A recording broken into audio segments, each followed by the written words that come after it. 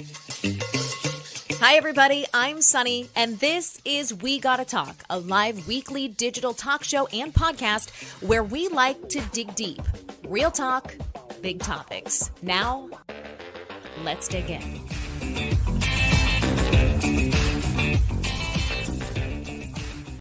Hey, everybody, and thank you so much for joining us for this episode of We Gotta Talk. Really excited about today's guest because so many of us as parents are juggling lots of hats, right? Lots of identities. Lindsay Pinchuk is our guest today, and she is going to provide some wisdom and advice on, especially if you're a newer entrepreneur, how to make sure you're headed in the right direction, growing your business meaningfully, and also how, if it's at all possible, to balance that with your family life. So Lindsay Pinchuk is an award-winning entrepreneur, a consultant, a community builder. With just $500 in her pocket and while pregnant, she left her job as a magazine publishing executive and she founded her first company, Bump Club and Beyond. She sold that and now she helps other entrepreneurs essentially get their companies up and running, build meaningful communities, and manage it all with having a separate life. So let's welcome Lindsay to the show. Hey, Lindsay, thanks for being Hi, here. Sunny. Thanks so much for having me.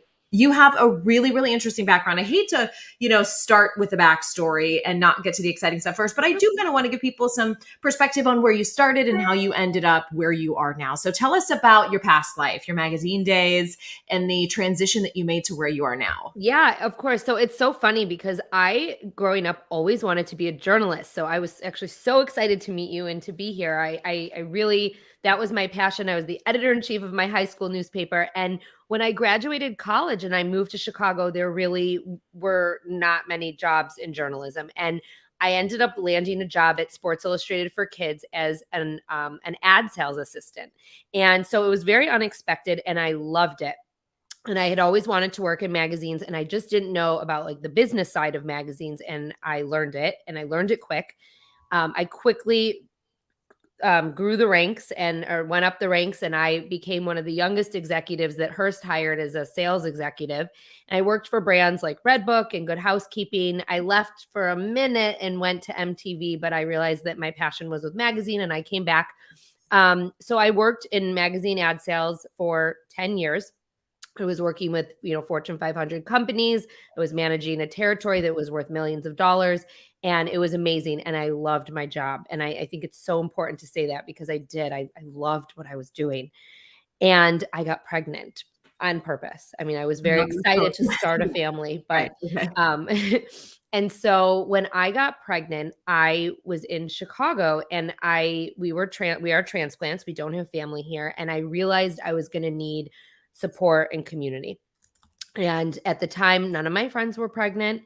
We all have fifth graders. So, I was just kind of the first one of the bunch.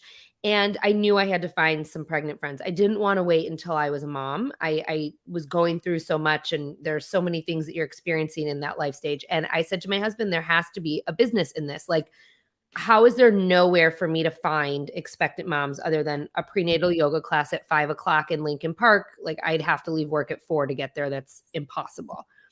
And so I started hosting events.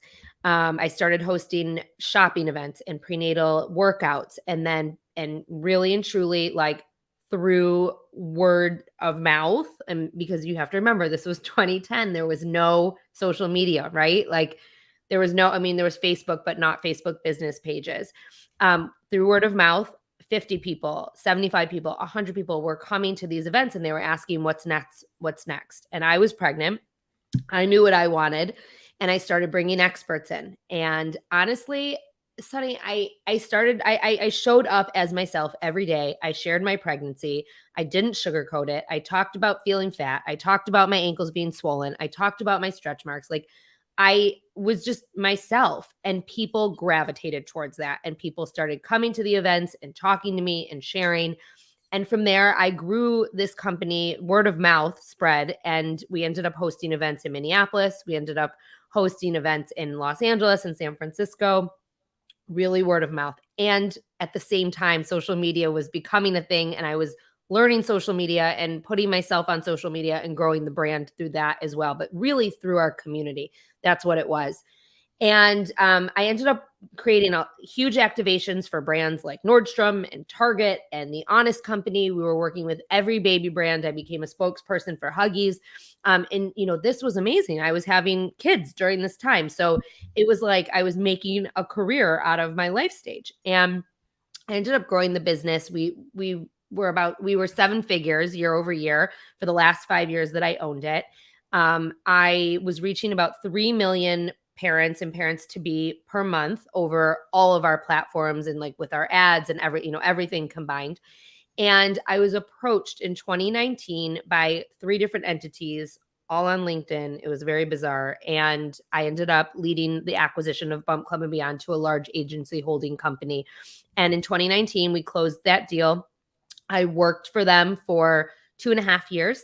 And then I started getting a lot of inquiries from other brands, from clients, from entrepreneurs, asking for my help and asking how they can grow their business. And I realized that was what lit me up inside, was helping people. And, I was not a young mom anymore. I was not pushing a stroller anymore. I felt a little bizarre telling people like, you need to get a Bugaboo or you need to get an Up a Baby when like I wasn't using it.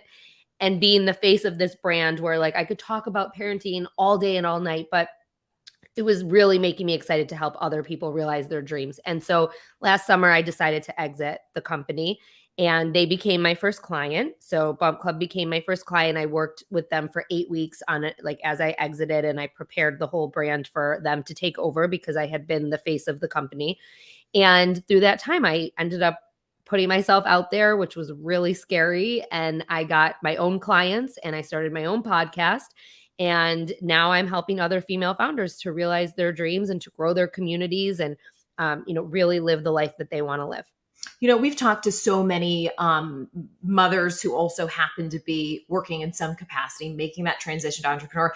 And Lindsay, I don't know whether to be really encouraged by the incredible success stories that we hear about people who branch off on their own, or really discouraged by the fact that the traditional, corporate workforce and system really doesn't seem to be able to support women, especially at that critical time when you're going through all the changes. Your body is changing, your emotions are changing, you're pumping at work, you're figuring out a way. What's your whole take on this? Like, pull out and kind of do the bird's eye view for a second, because I talk to people about this all the time. And I cannot tell you how many people from the broadcast industry in particular call me and almost ask me for permission to leave. Like, well, how did you do it? Tell me how you did it. What was it like? I mean, it's there's just positives and negatives to it. And I want to hear from your experience, what you tell someone who is sort of straddling that line between, okay, should I try to make it work, get through, like you said, the first 5 years of my child's life, which is the busy stage, or is this my time to figure out something on my own? Absolutely. That's such a good question. And the other thing that I think is, like, I did it twice, and I did it twice under different circumstances. So I want to share kind of what both of those are. But bigger picture, when I was leaving Hearst, so like I said, I loved my job, right? Like I loved it. And I went back and I tried to make it work. I mean, I said to my husband, I want to work at Hearst. I want to have Bump Club. I want to be a mom. And the circumstances were such that I had gotten a new boss right before I was leaving for maternity leave. And she was not so supportive of my extra job. Was she a parent too?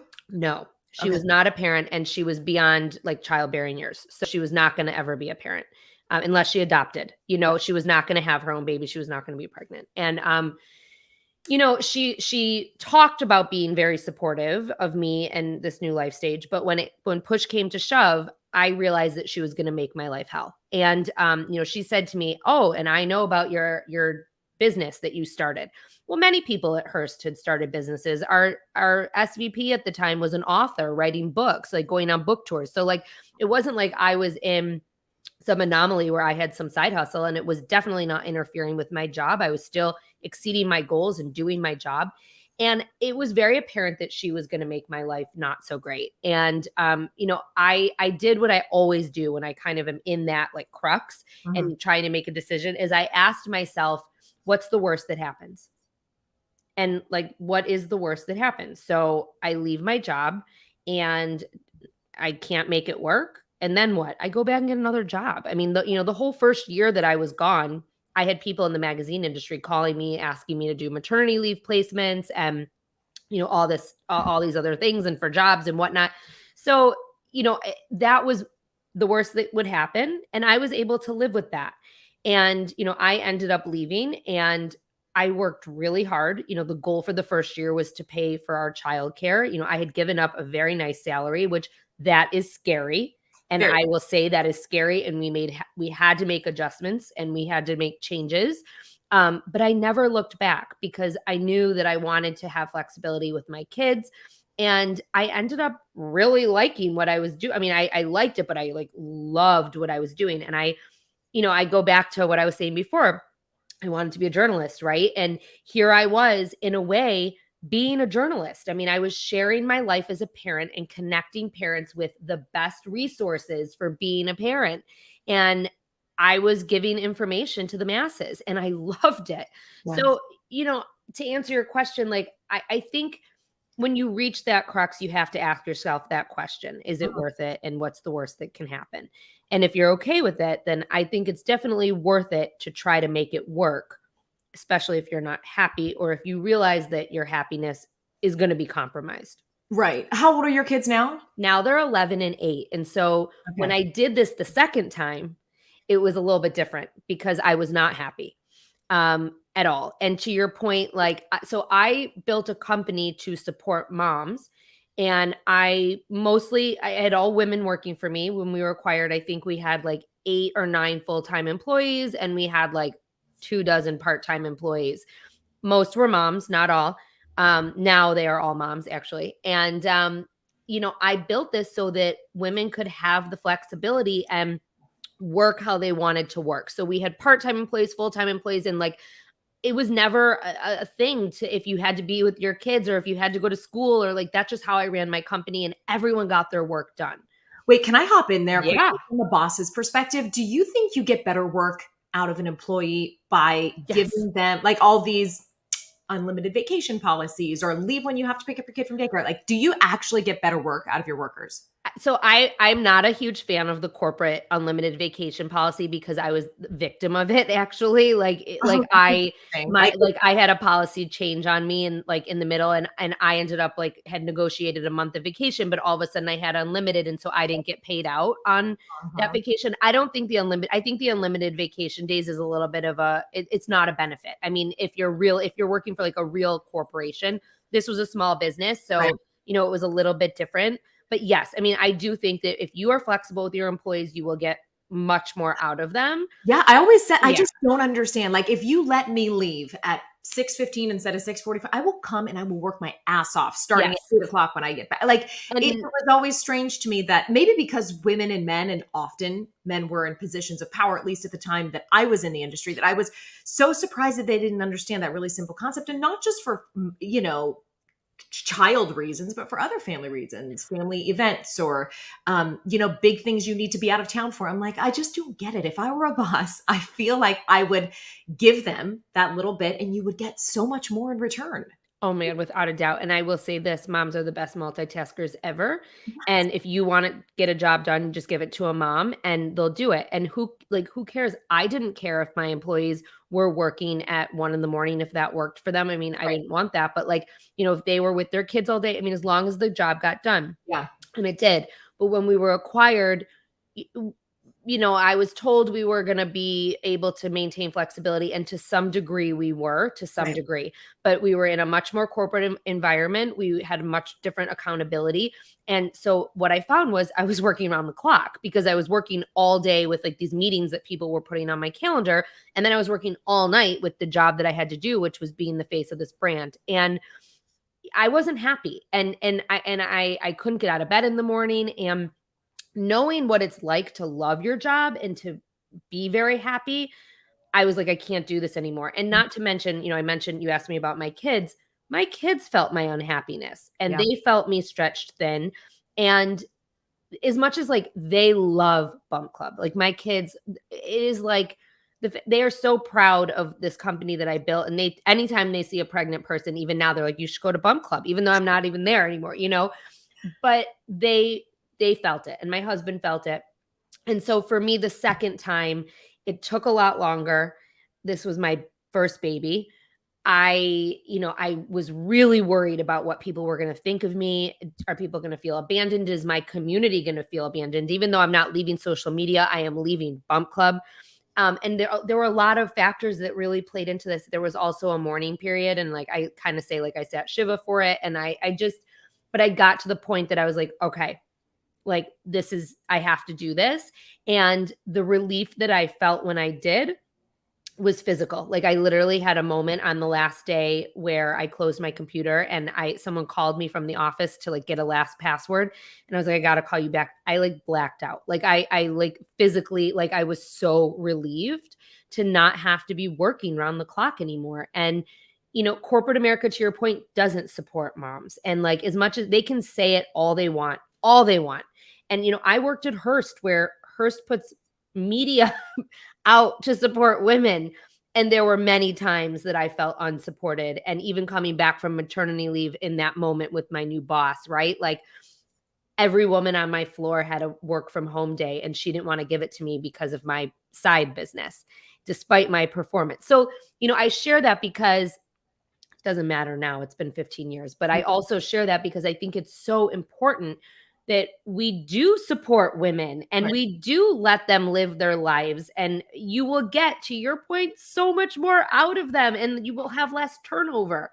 Yeah. And I think the other point you brought up that's really important to acknowledge is you can love your job and still leave it. You can love I had the identical experience. There's nothing about my day-to-day work that I loathed. I felt free and happy and great while I was there. Problem is, you come back into the reality of that other existence, your family and home life. And that was the part that was just not. So, I think people wait for these grand signs from the universe. Like, oh, I crossed the street and, fell and broke my arm and then I couldn't go back to work. And that's when I realized it's not like that. No. And there's really never seems to be a right time until it feels right. So I like to hear that too, because I think as women, we do tend to ask for permission too, or like I said, really, really wait until the last second and we've tapped out every last reserve of energy that we've had before we can throw our hands up and say, I give up. There's no shame in that, right? There's no shame in finding that pivot and finding that change. No, there is no shame. And like, I even say that to entrepreneurs now, like there's no shame in pivoting and changing when you have a business, right? It's the same thing. Like, just because you're pivoting, just because you're making a change does not mean you have failed. It does not mean that, something's wrong with you. It means that you recognize there's a situation that needs to be fixed or adjusted, and you do it. And that goes for your life, and that goes for your business too. When you're a business owner, I mean, things don't always work out, and you're not going to sit there and do something over and over and over again that's not working. You're going to pivot and change. And that doesn't mean you failed. Right. I mean, you recognize the need for sure. Okay, wait, I just have to ask you this like mom to mom for a second. So my kids are 9, 7, and almost 5. And I'm kind of in the stage you are. You have an 11-year-old. You're a little bit farther down the road. But like, isn't the stage is so weird. I find myself, and I'm curious if you do as well, really mourning the crazy, chaotic early days. I was literally crying walking around when I saw a woman pushing a stroller. All my kids are in school now. And I lost it like a total head case on the walking trail. And I'm like, who am I? I mean, I was crying for sleep 5 years ago. And today I'm crying because I miss someone near me. Are you in that stage too? A little bit. Like, it's funny because my 8-year-old used to be like, she was the one who was very like would latch onto me and physical, and she's not as much anymore. It takes a little bit more for me to get her there, but I will say glass half full. I love the age that my kids are at because we're having so much fun together. And like we just went on spring break. We just went to Los Angeles, and my kids hadn't been, like to LA since way before the pandemic. They were a lot younger, and they're different people now. And we spent like a whole day shopping in Venice and Santa Monica, like shopping, like they wanted to buy things. And like, and I know that sounds so crazy, but it was fun. You know what I mean? It was like fun taking my girls into the stores and trying on things. And we were like eating, smoothies together. And like, I can talk to them like people. I know it's going to get hard. I mean, I can see it getting hard as it is. But I do really like this stage a lot. I don't miss diapers. I don't miss the lack of sleep, even though my little one is not the best sleeper. And I Yeah. really don't miss pushing a stroller, to be honest. Yeah. Yeah. So I mean, it goes both ways, but I'm really trying to like love every moment.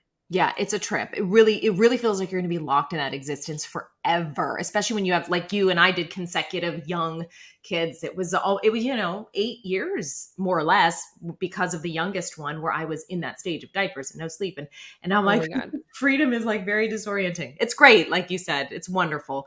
But yeah, I was just I'm curious. not ready for like the total independence where like, they're like, bye, see you later. I mean, like that, I think I will be, to your point, like totally mourning, because, to have like a quiet house and to have my kids like going out. And I mean, that's like, I'm not ready for that. And the many things that come along. I hate too when I like do the actual math of things, and my 9-year-old, I'm like, oh my God, we're halfway to him being in college. Like, I can't look at the numbers of it. I know. just like live in the moment. Okay, let's pivot a little bit to talk about, for anyone listening who is wanting a little advice on how to structure their new endeavor. So say I'm cutting out on my own, similar to you. You want to do something sort of in the area where your expertise is. You want to consult, you want to coach, you want to live in that space that's adjacent to the field that you come from. What's a good first step for somebody who's ready to move on, but they don't know what direction specifically to land on? Yeah. So it's interesting you're asking me this, because I'm like going through this. So I'm like a few steps ahead of like just doing this, obviously. So when I left Bump Club, I knew that I wanted to help other female founders.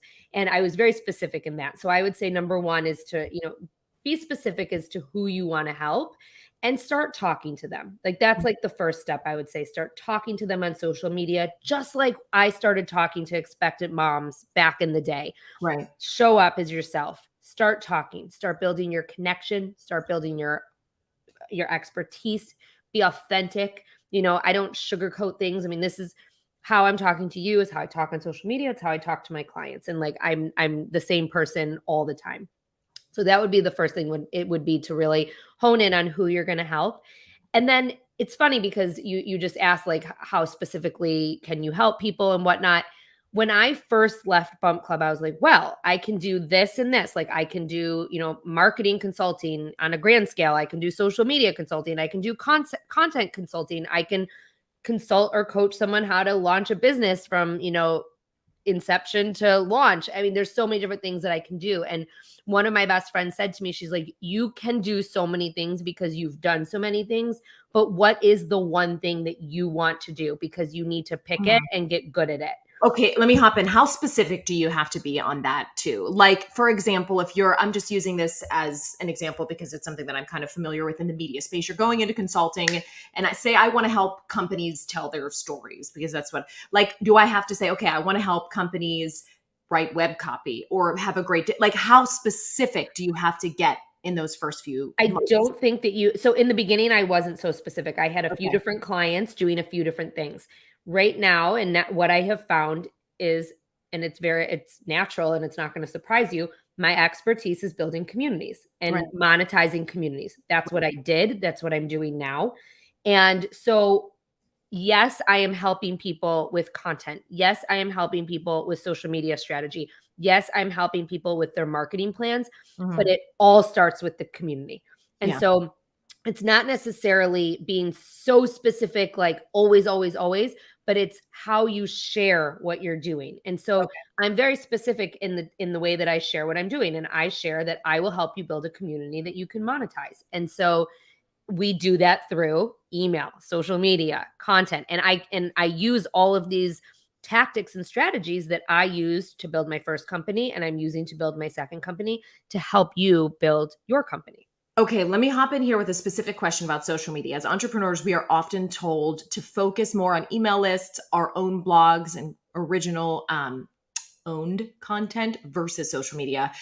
In the current landscape, do you agree with that statement? And beyond that, what are the most important platforms and systems to invest in the beginning so that you can start to build that community? Yes. So first things first, no matter what, is you want to set up an email service provider, even if you have like no one to even reach out to yet. You want to have it in place. So it's interesting when I think about Bump Club, I did this without even realizing I was doing it. So we had people register for events. So I was collecting emails. And then I always did a survey after. So we were collecting emails. That's interesting. Okay. And so when I started collecting emails from the very beginning, and just from the event registrations, and then it was webinar registrations, and then it was giveaways, and then it was through paid acquisition. I mean, it went on and on, right? When I sold my company, I had over 150,000 emails. So that was a very large thing that they bought from me. That was an asset that they bought from me. It was also my direct line of communication. And I saw it then, and I see it now. People transact off of emails. I don't care what you say. Email's not dead. It's a really great way to connect, but you need to filter into that email list, right? So your social media is a great platform to talk about your email list and to get people to sign up and to get people to enter to win. And there are a lot of different tactics to utilize social media to that degree. And it obviously is more massive. Now, I do want to say this. It is so important that you own your own stuff. Yeah. I was hacked in January. Your Instagram? On Instagram. And as it happened, I was like, I can't believe it. It was like a slow-mo thing.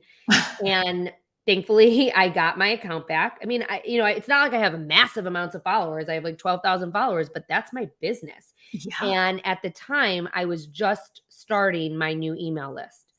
And so it really opened my eyes to the importance of owning your own destiny. Right. And I do find that when I send out an email about a workshop or a program or even a live like that's free on Instagram, when I send out an email to my community, I definitely get more response than when I just like publish it on social media.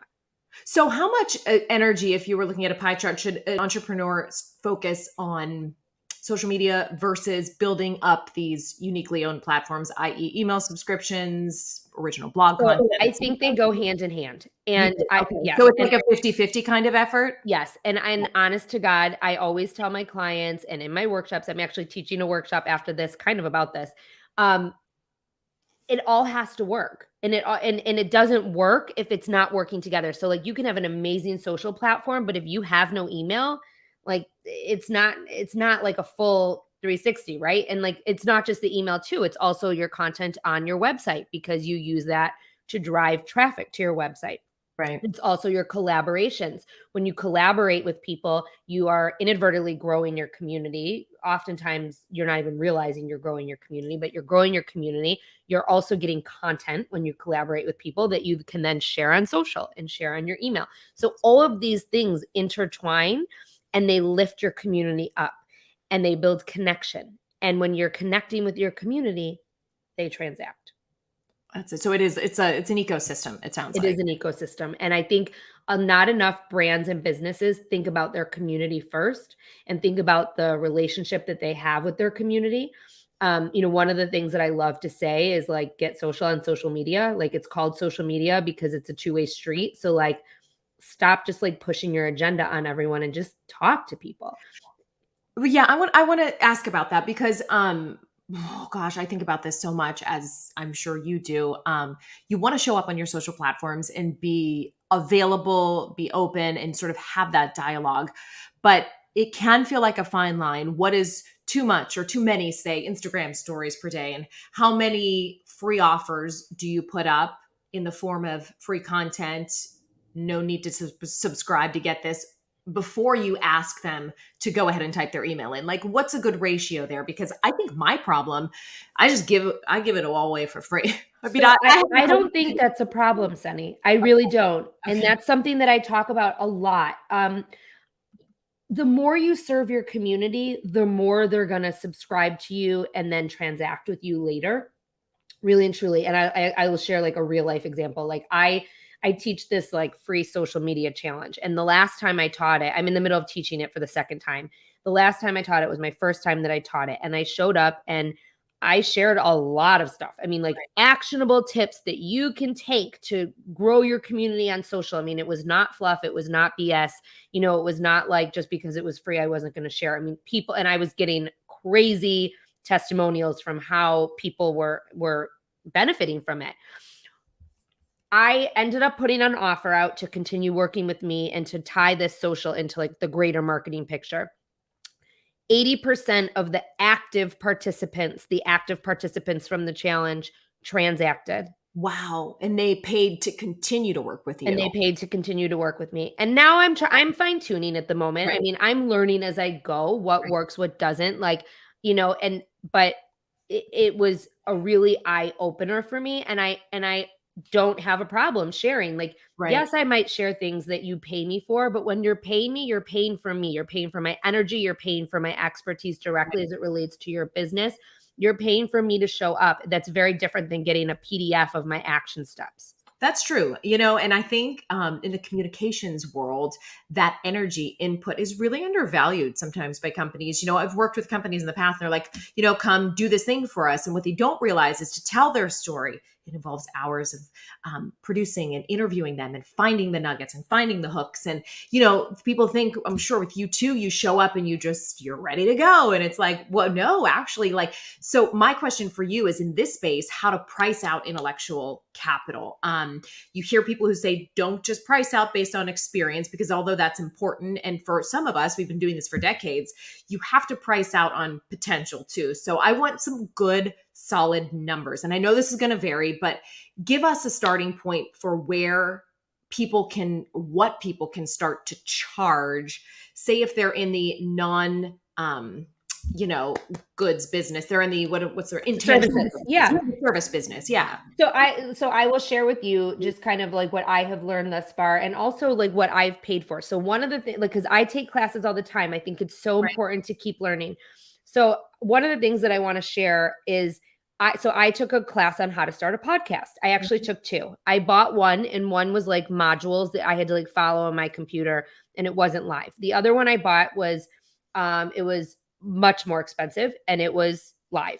And I started doing the first one, and I like couldn't get through it, and I wasn't accountable, and it wasn't for me. The live one held me accountable. I did my homework. I had a podcast up and running in 8 weeks. It was worth every penny. When you invest into yourself, it comes back to you tenfold. And I also think what you have to think about what the experience is that you're investing in. I was really drawn to the person who taught this class, and I was motivated by her, and I showed up and I did my homework, like I said, and it was a much different experience than me like buying like a module class that's like still sitting in my inbox. I haven't completed that class. So, that is like, and so I think too, there's, to go back to your question on pricing, like when I price out something, so I did this challenge, the first challenge that I did, or the first workshop I did, it was like a month boot camp, and I charged less than $500 for it. And when you say a month-long boot camp, was that once a week for a month? Yeah, it was once a week. It was like 3 live sessions, and like I put in some like action items in a Facebook group every day that people had to do their homework, and we built upon the lesson. So I was available. I answered questions. Right. I did not charge enough. Okay. And I'm going to tell you that. Yeah. But I wasn't doing it. And I'm just being totally honest right now. I was not doing that to make money. I was doing that to prove myself and to figure out what it is I wanted to do. Now, when I did the survey at the end, 90% of the people who took the survey said you should be charging 5 times more for this. So, but that was eye-opening for me too. But here I am now. It was the first time I did it. I walked away with my curriculum, what I want to do, what I want to change for next time, and also some really great feedback and testimonials and like success stories that I can share. Yeah. Now I am going to be charging exactly what many of the people who are kind of offering these same live programs are, which it's going to be between $1,000 and $1,500 a month for 3 months. And so, I mean, to me, that sounds, because I know the work that goes into creating a program and the experience that you bring and the sort of perspective that you bring, that sounds still like a bargain for 3 months worth. But I also know, because I have been the purchaser of these things, having transitioned into digital media. And I remember getting sticker shock working with, I think it was a branding person a while back, and it was in that range. I was like, oh my God, my freelance money is really hard to come by. So you really do have to find that, like you said, that's probably where the trust comes in, having offered a ton of free and content, because when you do spend that, it like you said, pays exponentially. But when you're with the wrong person, it can feel like a big dent in your pocket. Well, a big thing for me too is I really want to make sure that I can offer my services to as many people as possible. And I realize that not everyone can pay one-on-one. When you work with me one-on-one, it's a similar program, but obviously it's one-on-one, it's tailored to you. You get me only talking about your business. We solve problems specific to your business. Right. When you work with me in a group setting that's, $1,000, $1,500 a month, we're working together as a group. We're workshopping as a group, and it's less specific to you in terms of my information and input to your brand. But here's the converse. You get the networking, which I think is great too. Like I have made friends through my podcasting class that we've helped each other out in ways that that could be a whole other episode. So, I think there's something to be said too. If you can't afford a one-on-one coach, but you do a group coaching program, there are a lot of benefits to that as well. And then of course I have like smaller ways to work with me and my free stuff online, which you can interact with me online and take actionable tips away from the social media, tips that I share and the community building tips that I share for free. It's obviously different than working with me, but that's the whole thing, is that like, I really want to be able to support people wherever they need me. Yeah. You want to provide a variety of options there. Yeah. Give us one nugget of advice for people who are ready to cash in on their experience, their talents, their services they offer. We talked about, getting specific on what you want and kind of narrowing it down as you go. We talked about social media and the importance of building the email list, but on the inspiration side of things, for people who are sort of teetering and trying to make the decision as to whether or not this is right for them, what is one piece of advice you would give them? Just do it and believe in yourself. I mean, really and truly, like, I think, even when I was leaving Bump Club, I had that moment of like, are people going to hire me? Like, but then what did I do? I asked myself, what's the worst that happens? They don't. And I go back and get a job as a VP of marketing or a CMO somewhere, so just do it. Like, you're never going to know unless you put yourself out there. And when I say just do it, I don't just mean just like make the decision to do it. Actually do it. And you have to put yourself out there. That is the thing too. I think so many of us get caught up in not sharing what it is that we're doing. My number one tip, the first thing that I tell people when they start a business, you need to send an email to every single person that you know, everyone, and let them know, I'm doing this. These are the services I provide. It might not be for you, but guess what? You can support me by following me on social media. You can sign up for my email list, or send this to a friend that you know could benefit from my services. Right. I am still getting emails from the email I sent in September, just like that one. And this went to personal contacts, professional contacts? Yep. It went to everyone like in my Gmail, because at the time I hadn't like launched my website yet. So you have to tell people. And also when you do that and you send that email out, those are the people who are your low-hanging fruit, right? They're the people who know you best. And even if they're like people at an arm's length, they know you. You're not sending it like to a blind stranger. I'm not saying send it to like, people you don't know. Send it to people, everyone you know, of course. But these are the people who are going to support you, but they're also going to give you feedback and they're going to help you prove your concept. And, if you don't have something that is worthwhile, you will know from that email. You will absolutely know. And I have had many people on my podcast who have told me that they have built businesses by sending that one email, just like I did. And so you have to let people know, and you have to talk about what it is you sell. I think so many of us are so afraid to like, you asked me about the ratio before on like social media. I don't always talk about what I'm selling, but I try to make it so it's like 10, 15, 20%. And I do it in a way that's not like sleazy, I mean, it's like, I want to help you. Here's what your pain point is. And I know I can solve it through X, Y, and Z. Like it's a very intentional, but you also have to talk about it, because if you're not telling people what you do, they don't know. They're not just going to know by like osmosis that you teach these classes, or, you don't want to leave it up to them to guess. You want to be very obvious. Join me for my workshop. Join me for my challenge. Do you need help one-on-one? Here are services I provide. And, I would say once every other week, I do some kind of post about the services I provide in a very like low-key way, but it's so important to share it. I also go on in my stories and I talk about my work with my clients, and I talk about what it is that I do and their successes. And you like, don't be afraid to talk about yourself. Right. Like, so if you're going to do it, like, so hard. I know. Do it. You do. I mean, and Rachel, my producer, who's on with us, but we talk about this all the time. You come from an industry in journalism. All you're told is not to tell people what you think, not to tell people what you do. And I would just like to also add in that advice, what Lindsay just said is vital, because I think had I come to that conclusion or that revelation a little sooner, I could have grown quicker in a lot of ways. It's also a point of differentiation on social media, like you said. Like, why do I follow you, Lindsay, and not the other coaches? Well, because I do XYZ. So I just second that in the biggest way. You really like getting specific. I don't know why it's so hard. It really is hard because you feel braggy, or it feels weird to talk about ourselves. It does feel weird to talk about ourselves. For But the normal other people. thing too is like I said, you have to, but on the converse, you have to know that you're not the only one like experiencing these like confidence issues or these emotions, or that you have issues with your business. If you have issues with your business, I mean, I will tell you right now, I have clients who are solopreneurs and who haven't even launched a business, to clients who have 9-figure businesses, and they all have the same problems. You know what I mean? Like in terms of like building their community and their marketing and like their social media, like qualms. And, a lot of this stuff is new for a lot of people, especially if like I'm 42, and especially if you're kind of in that generation that's over 35, that you really didn't grow up with like this social media.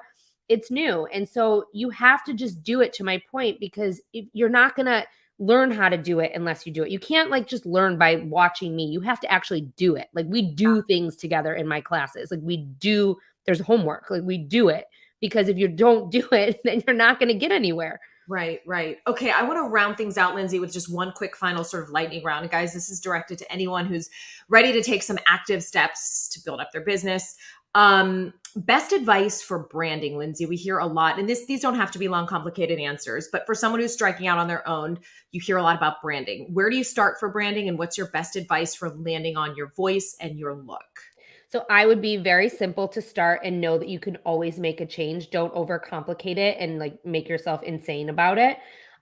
If you can't afford to hire some kind of graphic designer, I look to places like Fiverr or ask your network. The other thing that I think is amazing is swap with someone. Like see if you can find a graphic designer and offer your service in exchange for their service. And that goes with not just with graphic design, that goes with kind of everything. When you're starting out, offer something up, and you wouldn't believe what you can get in return, and it will come back to you, to them. And I firmly believe in that. So, but don't overcomplicate. To answer your question, don't overcomplicate, because you can always change it. The Bump Club logo changed twice while I was there.